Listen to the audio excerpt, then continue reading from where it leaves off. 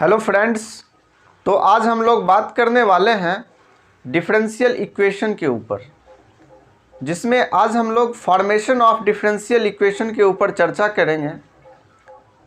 जहाँ तक आप लोग पढ़े होंगे डिफरेंशियल कैलकुलस में डिफरेंशिएशन के बारे में, बस with the help of differentiation हम डिफरेंशियल इक्वेशन को सीखेंगे।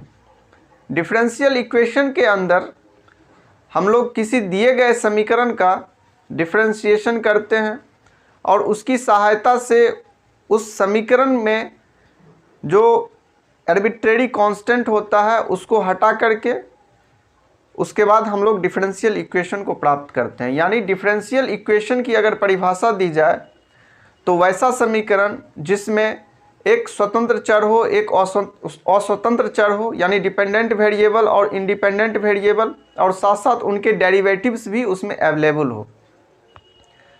तो जैसे कि अगर यहाँ पे लालजी प्रसाद के बुक का इस्तेमाल करेंगे और साथ साथ है कि उसका चैप्टर वाइज हम लोग सॉल्व करने का प्रयास करेंगे। आप जिस भी यूनिवर्सिटी से हैं आप अपने सिलेबस से मैच करवा के उसमें से पढ़ सकते हैं। तो यहाँ पे दिया गया है एक इक्वेशन है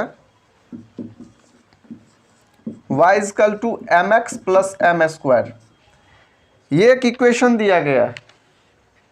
तो इस इक्वेशन का हम लोगों को क्या निकालना है? Differential equation.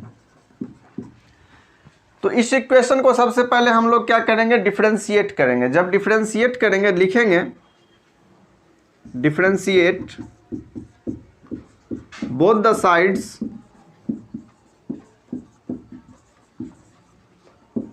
with respect to x या with regard to x, then we get, हाँ तो यहाँ पे लिखेंगे अब dy अपॉन डी एक्स। यहाँ पे अगर m है दिया हुआ और d अपॉन डी एक्स लिखेंगे, इस x का कर देंगे, ये कांस्टेंट है तो इसको बाहर कर देंगे, फिर d अपॉन डी एक्स। अगर ये एम स्क्वायर एक कांस्टेंट है तो कांस्टेंट का डिफरेंशिएशन 0 हो जाता है। यहाँ से ये m इंटू 1 हो जाएगा प्लस ये 0 हो जाएगा, ये dy अपॉन डी एक्स हो गया। तो dy upon D X equal to यहाँ से m प्राप्त हुआ है। अब इस m के मान को यहाँ पे इस इक्वेशन को हम लोग फर्स्ट मान सकते हैं, लिख सकते हैं यहाँ पर put the value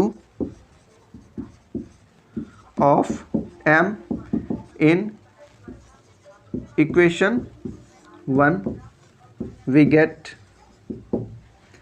तो यहाँ से इस वैल्यू को रखते हैं इसमें, तो y इक्वल टू m के जगह हो जाएगा dy अपॉन डी एक्स, और यहाँ से x लगा देंगे, जो यहाँ पे x लगा हुआ है गुना में है, प्लस एक्स को यहाँ पे एम स्क्वायर है, एम स्क्वायर की जगह यहाँ पे लिख सकते हैं D Y upon D X का होल स्क्वायर। और यही हमारा रिक्वायर्ड डिफरेंशियल इक्वेशन हो गया। ठीक है, इसमें बस यही करना है कि कोई भी इक्वेशन है उसमें जो भी दिया गया आपको आर्बिट्रेरी कांस्टेंट है, जैसे यहाँ पे ये m हो गया, यहाँ ये m हो गया, ये एक ही m है, तो उसको आपको एलिमिनेट करना है, किसी भी तरीके से उसको हटाना है। आगे नेक्स्ट एक और है क्वेश्चन जिसको लेते हैं, फिर उसके बाद चैप्टर वाइज उसके बाद सॉल्यूशन करेंगे।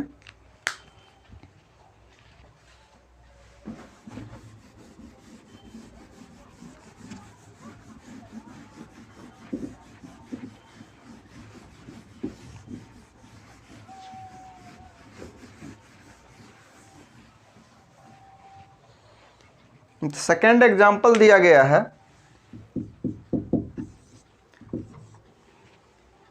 y equal to a cos x plus b sin x। ये एक इक्वेशन दिया गया, यहाँ पे दो कांस्टेंट हो गया, एक कांस्टेंट जो है हमारा a है और दूसरा कांस्टेंट b है। अब इस दोनों को हमको एलिमिनेट करना है, दोनों को हटाना है। हटाने के बाद जो dy अपॉन डी एक्स के फॉर्म में जो इक्वेशन प्राप्त हो जाएगा वही हमारा डिफरेंशियल इक्वेशन हो जाएगा। क्योंकि डिफरेंशियल इक्वेशन की परिभाषा के अनुसार एक हमारा डिपेंडेंट वेरिएबल हो, दूसरा इंडिपेंडेंट वेरिएबल हो, और डिपेंडेंट और इंडिपेंडेंट वेरिएबल दोनों शामिल हो। तो यहाँ से अब अगर इसको सबसे पहले फर्स्ट मान लेते हैं और उसके बाद इसको डिफ्रेंशिएट करेंगे विथ रिस्पेक्ट टू एक्स, यानी डिफ्रेंशिएट विथ रिस्पेक्ट टू, यहाँ सॉल्यूशन लिख देते हैं, with respect to X we get, तो यहाँ से ये dy अपॉन dx हो जाएगा, यहाँ से एक कांस्टेंट की जगह कांस्टेंट रहेगा, यहाँ से इसका डिफ्रेंशिएशन करें यानी d अपॉन dx लगा दें cos x में, फिर plus b d upon dx यहाँ sin x का करेंगे। हाँ, तो यहाँ से ये हो जाएगा a, यहाँ से ये माइनस का sin x प्लस b, इसका डिफ्रेंशिएशन sin x का करेंगे तो ये cos x, तो यहाँ से minus a sin x plus b cos x हो जाएगा। ठीक है, उसके बाद क्या करेंगे, लिखेंगे now again differentiate with respect to x। ठीक है, तो इसको फिर से डिफ्रेंशिएट करेंगे, यहाँ लिख देंगे वी गेट, फिर हम पाते हैं कि, तो यहाँ से हाँ ये रहा, ये dy अपॉन dx है। अब इसको अगर फिर से फर्दर इसका डिफ्रेंशिएशन किया जाए तो कहने का अर्थ है d अपॉन dx, इस dy अपॉन dx का डिफ्रेंशिएशन करेंगे, यहाँ से ये माइनस का a है, फिर d अपॉन dx करेंगे किसका, इस sin x का, फिर प्लस b। ठीक है, उसके बाद यहाँ से फिर d अपॉन dx ये cos x का हो जाएगा। ठीक है, हाँ अब इसी चीज़ को आगे लिखा जा सकता है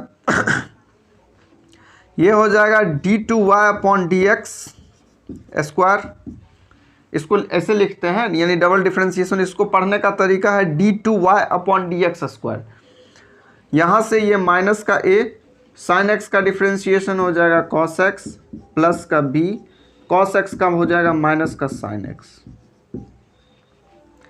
तो यहाँ से अब इस चीज़ को हम लोग लिख सकते हैं अगले स्टेप में, माइनस a cos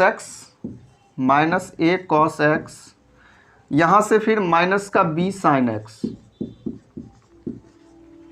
ठीक है, अब यहाँ से अगर माइनस को कॉमन कर लिया जाए तो यहाँ से a cos x प्लस का b sin x अंदर हो जाएगा। अब इसी चीज़ को हम माइनस के जगह माइनस लिखेंगे और a cos x plus b sin x, यहाँ से अगर देखा जाए तो y equal to a cos x plus b sin x है हमारा, जिसके जगह पे हम लोग यहाँ पे सब्सटीट्यूट कर सकते हैं किस चीज़ को, y को, तो ये माइनस y हो गया और ये हमारा किसके इक्वल जा रहा है, d2y अपॉन dx स्क्वायर के इक्वल। तो यहाँ पे लिखा जा सकता है इसलिए d2y अपॉन dx स्क्वायर, इस y के वैल्यू को इधर लाएंगे तो प्लस y हो जाएगा इक्वल टू 0। यही हमारा रिक्वायर्ड क्या हो गया, डिफरेंशियल इक्वेशन हो गया, जिस चीज़ की तलाश हम लोग कर रहे थे। तो इसमें क्या है कि दो इसमें आर्बिट्रेरी कांस्टेंट है, एक a है एक b है, तो इसका जो आंसर आया है यहाँ आप देख सकते हैं कि ये d2y आया है। इसका मतलब है कि जिसमें अगर दो अगर इसमें आर्बिट्रेरी कांस्टेंट हो तो उसका हम डबल डिफरेंशिएशन करते हुए वहाँ तक आंसर तक पहुँच सकते हैं, और भी अगर इसमें 3 आर्बिट्रेरी कांस्टेंट होते तो इसका जो ऑर्डर होता वो 3 होता। ठीक है, अब हम लोग आगे देखते हैं।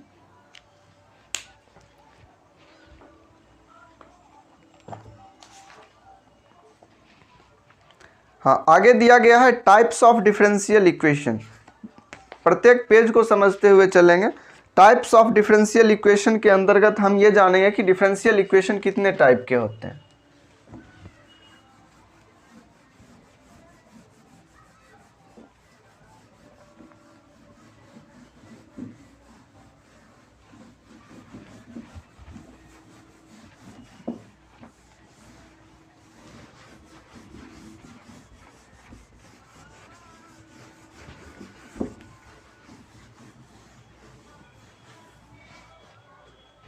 टाइप्स ऑफ डिफरेंशियल इक्वेशन में 2 तरह के होते हैं, एक होता है ऑर्डिनरी डिफरेंशियल इक्वेशन, एक होता है ऑर्डिनरी ऑर्डिनरी डिफरेंशियल इक्वेशन, और दूसरा होता है partial differential equation. Partial differential equation, इस चीज़ की परिभाषा पुस्तक में दी गई है, आप वहाँ से इसको समझ सकते हैं। वैसे इसका एग्जाम्पल देके हम समझा देते हैं कि इसमें है क्या।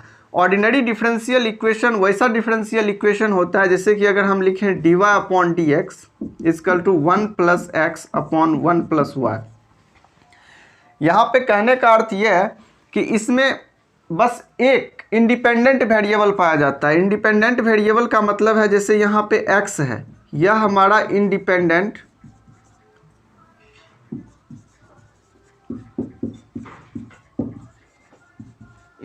वेरिएबल है, y तो हमारा डिपेंडेंट है। तो इसमें एक इंडिपेंडेंट वेरिएबल पाया जाता है जिसको हम ऑर्डिनरी डिफरेंशियल इक्वेशन कहते हैं। और इसमें जो होता है मोर देन टू इंडिपेंडेंट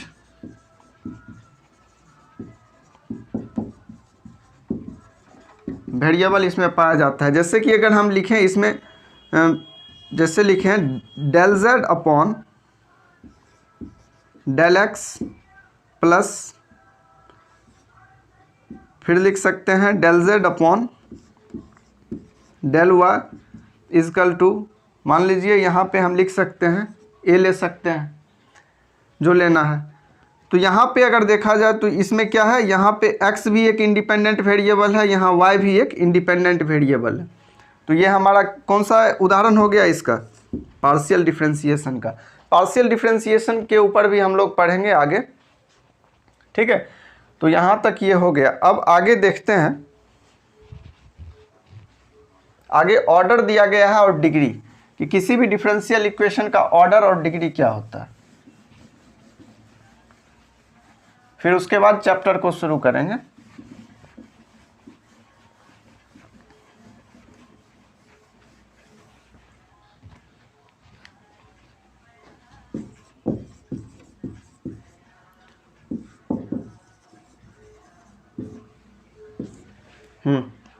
तो किसी भी डिफरेंशियल इक्वेशन का जो ऑर्डर होता है उसकी अगर परिभाषा देखी जाए तो जो सबसे हाईएस्ट ऑर्डर होता है उस इक्वेशन का, किसी भी डिफरेंशियल इक्वेशन का जो सबसे हाईएस्ट ऑर्डर होगा वही उस डिफरेंशियल इक्वेशन का क्या कहलाएगा, ऑर्डर कहलाएगा। और उस सबसे हाईएस्ट डेरिवेटिव के ऊपर का जो एक्सपोनेंट या डिग्री या पावर कहें उसको हम लोग डिग्री कहेंगे। जैसे कि अगर एग्जांपल लेते हैं, अगर दिया गया हो d2y upon D x square, इसके ऊपर पावर q दे दिया गया है, यहाँ पे x dy upon D x दे दिया है, और इधर अगर ले लीजिए 5 दिया गया है। जैसे ये हमारा एक डिफरेंशियल इक्वेशन है, ठीक है, ये हमारा एक डिफरेंशियल इक्वेशन है। अगर ये कहा जाए, या यहाँ 0 ले लेते हैं, ठीक है, अगर ये कहा जाए कि इस डिफरेंशियल इक्वेशन का ऑर्डर बताइए, तो यहाँ पे देखिए ये हमारा फर्स्ट ऑर्डर है डेरिवेटिव, ये हमारा सेकेंड ऑर्डर डेरिवेटिव है। तो ये जो हमारा d2y upon D x square है, ये बता रहा है कि यहाँ पे सबसे हाईएस्ट डेरिवेटिव कितना है, तो इस इक्वेशन का 2 हो जाएगा। उसके बाद डिग्री की अगर बात करें तो सबसे ज़्यादा जो हाईएस्ट डेरिवेटिव है उसके ऊपर का जो एक्सपोनेंट या पावर है ये 3, इसे हम क्या कहेंगे, इस डिफरेंशियल इक्वेशन का क्या कहेंगे, तो डिग्री कहेंगे। यानी सबसे ज़्यादा हाईएस्ट जो डेरिवेटिव होगा वहाँ से हम ऑर्डर का पता करेंगे, और उस हाईएस्ट ऑर्डर के डेरिवेटिव के ऊपर के पावर से हम लोग क्या बताएंगे, डिग्री यानी घात बताएंगे।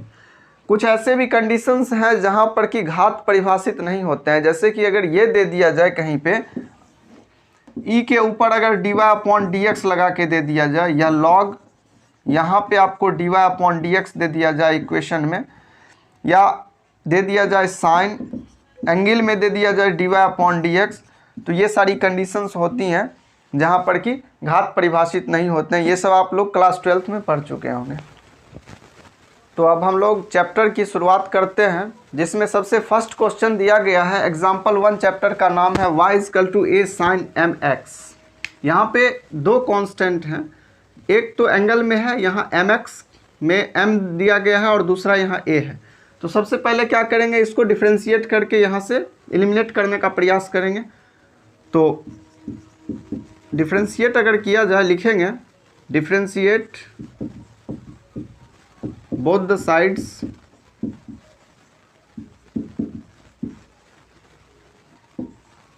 with respect to x we get,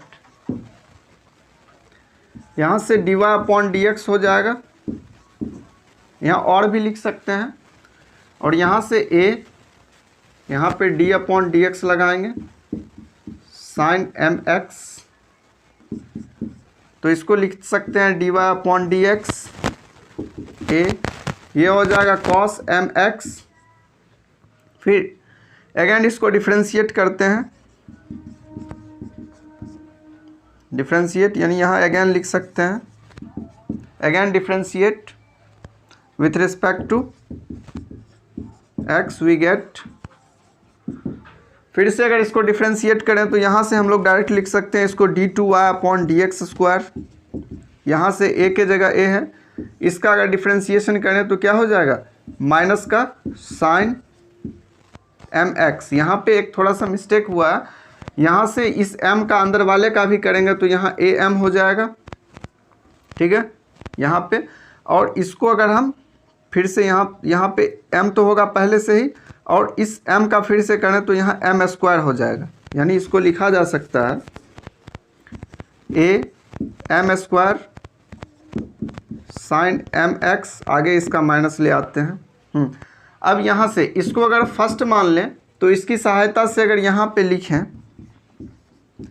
तो d2y upon dx square equal to minus a, हाँ इधर m स्क्वायर को आगे ले आते हैं, माइनस का m स्क्वायर, हाँ और इधर a साइन mx को ब्रैकेट के अंदर डाल देते हैं, तो यहाँ से ये माइनस का m स्क्वायर, और यहाँ पे a साइन mx जो है सो हमारा y के इक्वल है, यहाँ पे लिख सकते हैं फ्रॉम फर्स्ट, यानी फर्स्ट की सहायता से, इसकी सहायता से। तो यहाँ पे ये हमारा d2y अपॉन dx स्क्वायर, और इसको अगर इधर ले आए तो ये m square y equal to 0 के इक्वल हो जाएगा, और यही हमारा लिख सकते हैं यहाँ this is our required differential equation, यही हम लोग का आंसर हो गया। ठीक है, तो नोट कर लीजिए इसको। ठीक है, तो नेक्स्ट लेक्चर में हम लोग मिलते हैं और फिर इस चैप्टर को आगे बढ़ाएंगे।